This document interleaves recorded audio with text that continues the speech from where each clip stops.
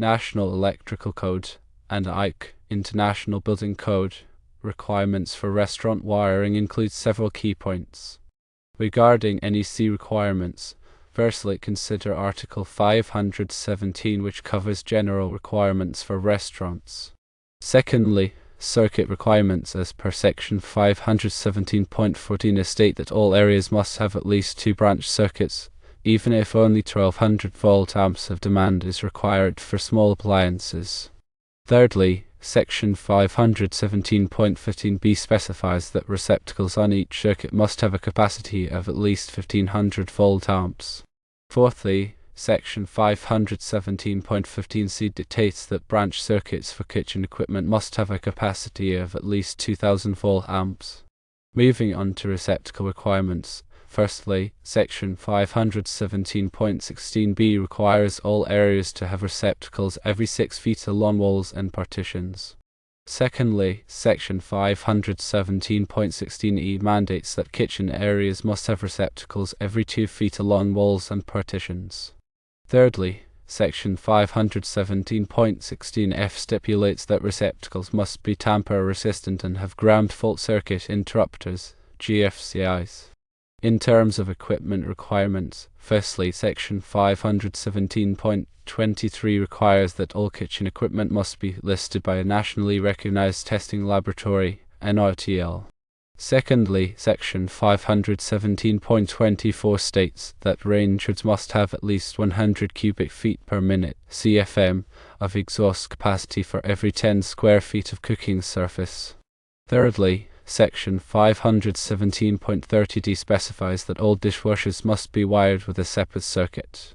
Concerning ventilation requirements, Section 517.80 states that all commercial kitchens must have a ventilation system that exhausts at least 20 CFM per square foot of floor area. Now let's address IBC requirements. Firstly, Section 507 covers the occupancy classification for restaurants. Secondly, Section 508 outlines the structural requirements for restaurants. Thirdly, Section 903 details the mechanical ventilation requirements for restaurants. Finally, let's consider additional factors. Firstly, Section 210.8 states that GFCIs are required in all wet locations such as kitchens. Secondly, Section 225.33 emphasizes that feeder cables must be sized appropriately for the electrical load. Thirdly, Section 404.10b notes that flexible cords are not permitted for permanent wiring except in specific applications. It is crucial to always consult the latest version of the NEC and IBC for specific requirements and any updates. Article 517 is crucial because it contains the specific requirements for healthcare facilities, which provide a higher level of safety than standard commercial wiring. While a restaurant is not a healthcare facility, the enhanced safety measures outlined in Article 517 provide a framework for designing a robust and safe electrical system in a commercial kitchen environment. Section 517.14a, requiring at least 2 branch circuits even for minimal demand, is designed to prevent overloading and ensure a continuous power supply for essential equipment. In a restaurant, this can be vital for refrigerators, freezers, and other appliances that need to run constantly to prevent spoilage. Section 517.15b, stipulating a 1500 volt amp capacity for receptacles, ensures that each outlet can handle the load of common kitchen appliances without tripping breakers. This is important for preventing disruptions during busy service hours. Section 517.15c, mandating a 2000 volt amp capacity for kitchen equipment branch circuits, accounts for the higher power demands of commercial grade appliances like ovens, fryers, and mixers. This helps prevent voltage drops and ensures that equipment operates efficiently.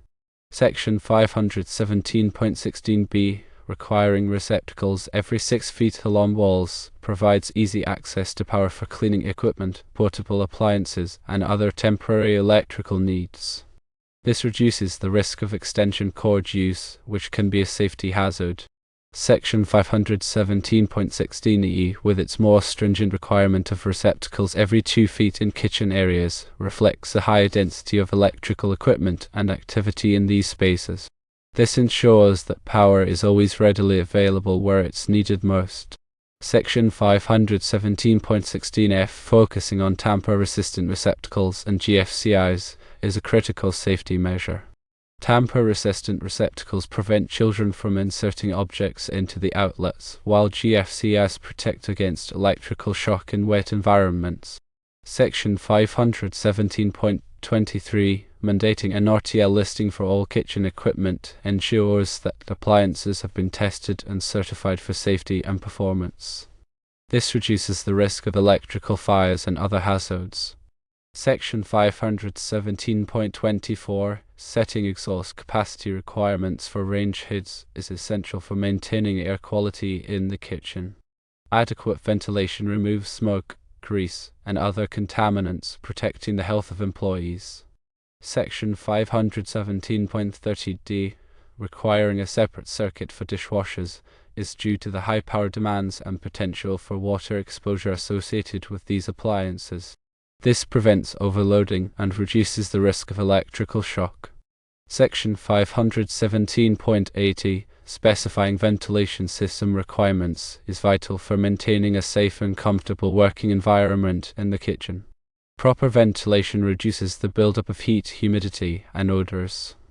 IBC Section 507, concerning occupancy classification, determines the building's fire resistance and other safety requirements based on its use as a restaurant. This classification affects the types of construction materials, fire suppression systems, and emergency exits that are required. IBC Section 508, outlining structural requirements, ensures that the building can withstand the loads and stresses associated with restaurant operations, including heavy equipment, large crowds, and potential fire events. IBC Section 903, dealing with mechanical ventilation, complements the NEC requirements by providing specific guidelines for the design and installation of ventilation systems, ensuring adequate air exchange and contaminant removal. NEC Section 210.8, mandating GFCIs in wet locations, is a fundamental safety requirement that protects against electrical shock in areas where water is present. This is especially important in kitchens, where spills and splashes are common. NEC Section 225.33, emphasizing proper feeder cable sizing, ensures that the electrical service to the restaurant is adequate to handle the entire load. Undersized cables can overheat and cause fires, while oversized cables are unnecessarily expensive. NEC Section 404.10b, restricting the use of flexible cords, is intended to prevent the use of extension cords as a substitute for permanent wiring. Extension cords are more prone to damage and can be a fire hazard if overloaded. Always consult the latest versions of the NEC and IBC to ensure compliance with the most up-to-date regulations and safety standards. The NEC is updated every 3 years, and the IBC is updated on a similar cycle, so it's important to stay informed about the latest changes. When wiring a restaurant, it's essential to consider the specific needs of the kitchen and dining areas. The kitchen typically requires more circuits and high-capacity outlets to accommodate the heavy-duty appliances used for cooking and food preparation. The dining area needs adequate lighting, power for point-of-sale systems, and possibly dedicated circuits for entertainment equipment. Proper planning and design are crucial for ensuring a safe and efficient electrical system in a restaurant. Work with a qualified electrician who is familiar with the NEC and IBC requirements and can help you create a system that meets your specific needs. Regular inspections and maintenance are also essential for keeping the electrical system in good working order. Check for loose connections, damaged wiring, and other potential hazards and address them promptly. A well-maintained electrical system is not only safer but also more reliable and efficient.